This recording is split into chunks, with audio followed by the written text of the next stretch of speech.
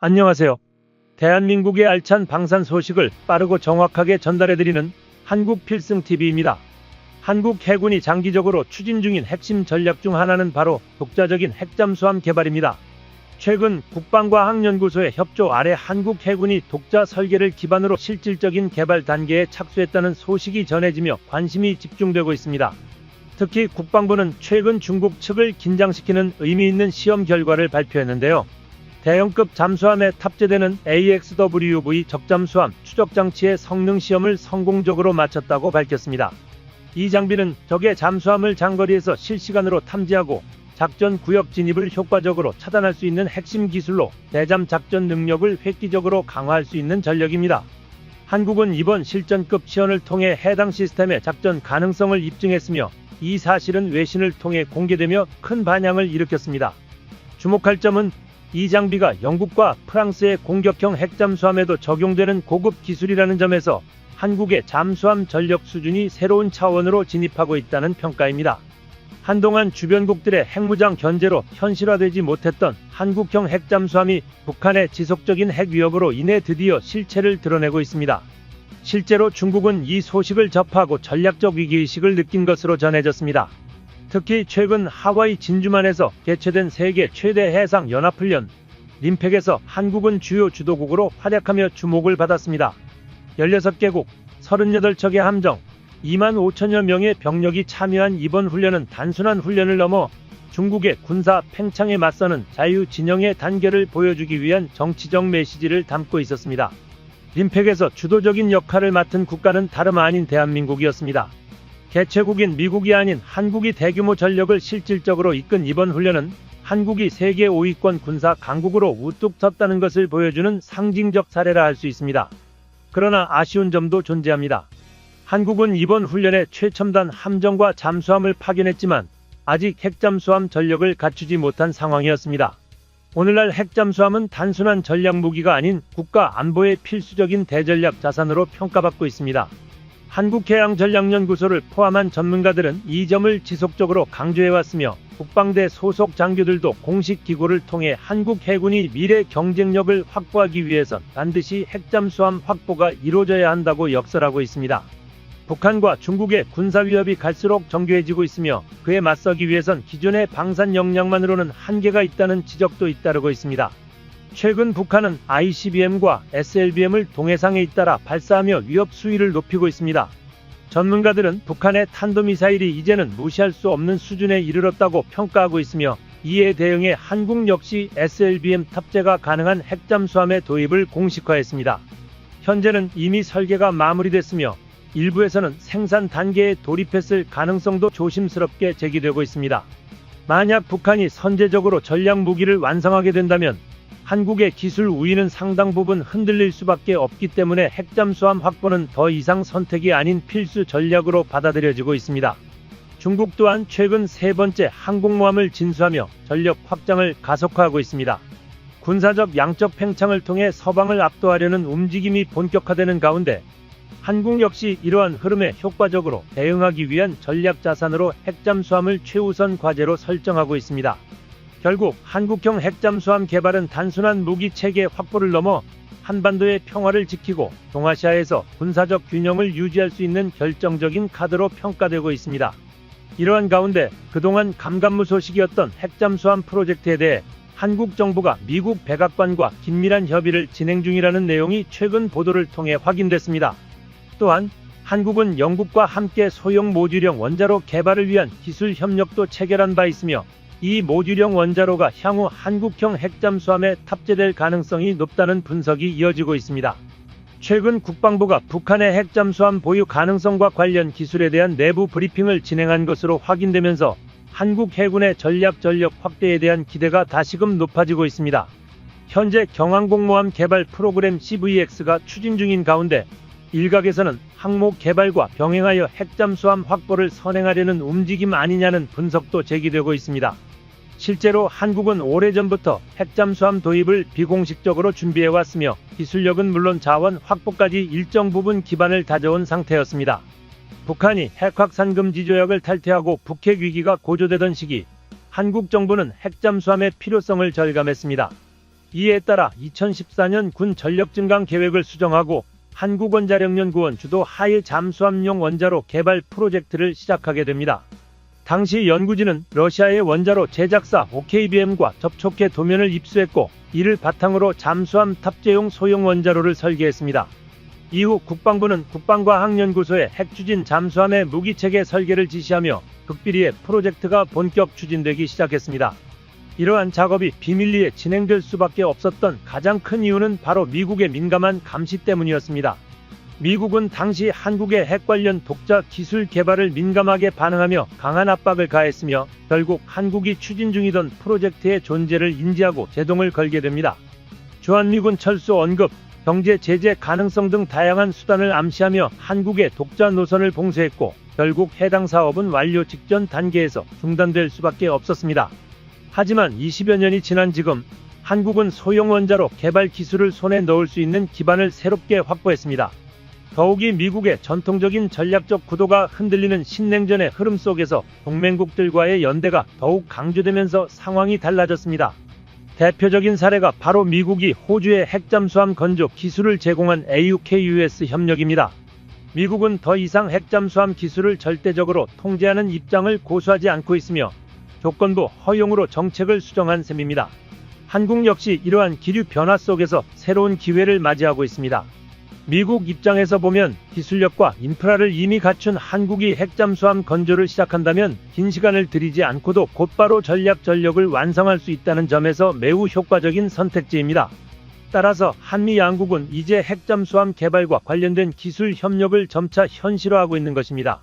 중국은 이러한 흐름을 예의주시하고 있습니다. 한국은 이미 3,000톤급 재래식 잠수함 개발 능력을 갖췄고 SLBM의 수중발사 시험까지 성공시킨 상태입니다. 특히 한미가 협력 중인 소형 모듈형 원자로 개발 사업은 중국에게 위협적인 변수로 떠오르고 있으며 중국 군사 전문 매체들 역시 한국의 잠수함 기술력을 더 이상 과소평가할 수 없다는 입장을 내놓고 있습니다. 이런 상황에서 한국형 핵잠수함의 실물이 조만간 공개된다 하더라도 전혀 이상하지 않은 시점이 되었으며 최근 성공적인 시연 결과는 한국 해군에게 큰 이정표가 되고 있습니다. 특히 유무인 복합 잠수 기술의 발전은 향후 한국형 핵잠수함에도 적용될 수 있는 고급 기술로 한국이 무인 잠수정을 전력화할 수 있다는 점에서 더욱 의미 있는 성과입니다. 당연히 중국은 이 기술 시연에 상당한 충격을 받은 것으로 전해지고 있습니다. 지금 이 순간에도 한국 해군과 미국이 공동으로 추진하고 있는 핵잠수함 개발 프로젝트는 차근차근 진행 중입니다. 머지않은 미래에 등장할 한국형 핵잠수함은 단순한 무기를 넘어 북한은 물론 중국까지도 억제할 수 있는 진정한 게임 체인저가 될 것입니다. 이 전략 자산이 마지막까지 대한민국의 기술로 완성되어 세계 최첨단 무기체계로 자리매김하길 기대해봅니다. 중국은 연달아 도발적인 무력 시위를 감행하며 주변국들을 압박하고 있는데요. 그 중심에는 바로 고도화된 미사일 전력과 대만을 겨냥한 전면적인 군사 계획이 자리 잡고 있습니다. 지난 9월 중국 인민해방군은 44년 만에 대륙간탄도 미사일, 즉 ICBM을 태평양 공해상으로 시험 발사했습니다. 모의 탄두를 탑재한 이 미사일은 수천 킬로미터를 비행해 목표 지점에 도달했으며 중국 국방부는 전 국가를 겨냥한 것이 아니다라고 밝혔지만 그 시점과 위치 그리고 발사의 성격을 고려하면 이는 분명한 무력 시위로 해석될 수밖에 없습니다. 미국과 일본은 물론 한반도 인근을 전략적 관측 범위로 포함시키는 행위였던 만큼 대한민국 역시 이를 결코 가볍게 넘길 수 없는 상황입니다. 이어 올해 초에도 중국은 신형 극초음속 공대공 미사일의 최종 시험에 성공했다고 발표했습니다. 이 미사일은 기존 무기보다 훨씬 빠른 속도와 예측 불가능한 궤적을 통해 사실상 욕격이 어려운 차세대 전력으로 분류됩니다. 중국의 전투기와 함께 운용될 경우 주변국의 공중우위 전략을 완전히 무력화할 수도 있는 기술입니다. 이는 단순한 기술 발전이 아니라 동북아 전체의 전략 균형을 뒤흔들 수 있는 중대한 군사적 전환점으로 평가받고 있습니다. 이러한 무기 개발의 배경에는 중국 지도부의 분명한 전략 목표가 자리 잡고 있습니다. 최근 미국 언론은 중국이 대만 봉쇄 작전 준비를 이미 마쳤으며 시진핑 국가주석이 2027년까지 대만 침공태세를 완비하라는 지시를 내렸다고 보도했습니다. 단순히 대만만을 겨냥한 것이 아니라 동아시아 전체의 해상 교통로와 군사적 주도권을 확보하려는 시도입니다. 대만 해협에서 군사적 충돌이 발생할 경우 이는 곧 한반도 안보에도 직결되는 중대한 위협으로 이어질 수밖에 없습니다. 이처럼 중국의 행보는 더 이상 간접적인 압박 수준이 아닙니다. 대륙간 탄도미사일을 태평양으로 쏘고 극초음속 무기로 공중 전력을 강화하며 대만을 포위하고 나아가 동북아 전체를 군사적 영향권에 두려는 분명한 의도를 보이고 있습니다. 이러한 움직임은 명백히 한국과 일본, 나아가 미국까지 견제하려는 시도이며 그 가운데 한반도는 언제든지 전방위 압박의 최전선이 될 수 있습니다. 따라서 대한민국은 지금 보다 강력한 대응 전략과 선제적 대비책을 마련해야 할 시점입니다. 한국형 미사일 방어체계, 이른바 KAMD의 조기 완성과 함께 LSAM과 같은 고고도 욕격 전력의 실전 배치 그리고 장거리 정밀 타격 수단의 다각화가 절실히 요구됩니다. 외교적 경고도 중요하지만 실질적인 군사력과 방어 능력의 증대 없이는 이 지역의 평화를 보장할 수 없습니다. 동북아 안보의 시계는 다시 빠르게 돌아가고 있습니다. 중국의 군사적 팽창은 이제 현실이며 대한민국은 그에 걸맞은 억제력과 대응력을 갖춘 진정한 안보 강국으로 거듭나야 할 때입니다. 최근 미국의 대표적인 방산기업 레이시오는 국제전략 동향 분석 보고서를 통해 아시아의 대한민국이 미국의 기술 지원 없이 독자적인 방식으로 차세대 현무 미사일 개발에 성공했다는 사실을 언급하며 당혹감을 드러냈습니다. 예상치 못한 기술력의 급부상, 그것도 잠재적 경쟁자로 떠오른 한국의 등장은 레이시온 입장에선 불편할 수밖에 없는 현실이었죠. 특히 현무 미사일뿐만 아니라 천궁 미사일의 발사 실적까지 더해지면서 직접적으로 세계 시장에서 경쟁하게 된 또 다른 미국 기업인 록히드 마틴과 보잉 그리고 보스턴 다이내믹스를 포함한 여러 업체들이 적잖이 긴장하는 모습을 보였습니다. 그도 그럴 수밖에 없는 것이 과거 한국은 일본과 함께 미국산 무기의 최대 고객 중 하나였기 때문입니다. 불과 10여 년 전만 해도 대한민국은 에이테킴스 등 다양한 미국산 미사일을 대규모로 구매했고 한 해에만 10조 원 가까운 예산이 미국 무기 도입에 투입되기도 했습니다. 그러나 이제 한국은 더 이상 미국산 무기에 의존하지 않고 종속된 위치에서 빠르게 벗어나 독자적인 길을 개척하고 있습니다. 이러한 변화는 미국 방산업체들 입장에서 봤을 때 불편함을 넘어 위협으로 다가올 수밖에 없습니다. 최대 고객을 잃은 것도 모자라 이제는 한국이 독자적인 군용 플랫폼을 앞세워 세계 시장에서 직접 경쟁자로 나선 상황입니다. 같은 시기 대만 역시 차세대 탄도미사일 개발에 도전했지만 실제로 성공적인 성과를 낸 국가는 오직 대한민국뿐이었습니다. 국방과학연구소가 개발 중인 차세대 현무 미사일은 사거리가 무려 7,000km에 달할 것으로 추정되고 있으며 이로 인해 북한은 물론 일본과 중국의 주요 도심까지 모두 타격 가능 범위에 들어가게 됩니다. 이는 동북아 전략 지형의 근본적인 변화가 일어날 수 있음을 의미합니다. 대한민국의 전략무기 체계는 지금 전환점을 맞이하고 있습니다. 현무 미사일 시리즈의 개발이 진전을 거듭하면서 한국의 미사일 전력은 눈에 띄게 고도화되고 있는 것이죠. 현재 대한민국이 보유하고 있는 최신형 전략 미사일, 즉 현무 계열 무기는 목표 지역을 초토화시킬 수 있는 수준의 위력을 갖추고 있어 사실상 전략 핵무기에 버금가는 파괴력을 지닌 병기로 평가받고 있습니다. 한국형 전술 탄도미사일의 실효성과 기술력은 이미 충분히 입증되었으며 특히 중국은 현무 시리즈를 사실상 대륙간 탄도미사일로 분류하고 있습니다. 이는 대한민국이 중국 전역을 타격할 수 있는 능력을 갖추게 되었음을 의미합니다. 중국은 현재 한국을 잠재적 핵보유국으로 인식하고 있으며 현무6의 개발 소식은 중국에게 있어 실질적인 위협으로 다가오고 있습니다. 대한민국이 무력으로도 강력한 억지력을 확보하고 있다는 신호를 명확하게 보낸 셈이죠. 크기, 사거리, 정밀도 그리고 전술적 활용 범위까지 모두 고려할 때 현무6는 단순한 탄도미사일 그 이상의 전략적 무기입니다.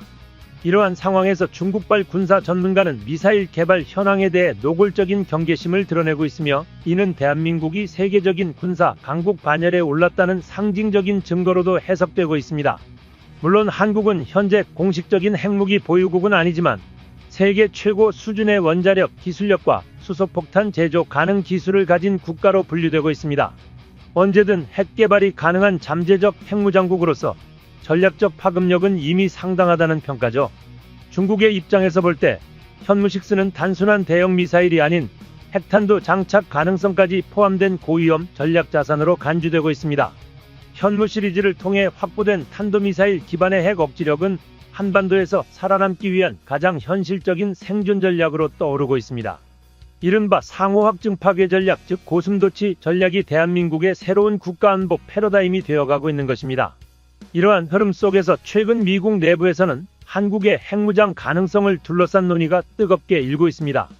중국이 사실상 핵탄도 탑재 미사일로 한반도를 겨냥하고 있는 상황에서 한국 역시 생존을 위해 핵무장이 필요하다는 목소리가 힘을 얻고 있는 것이죠.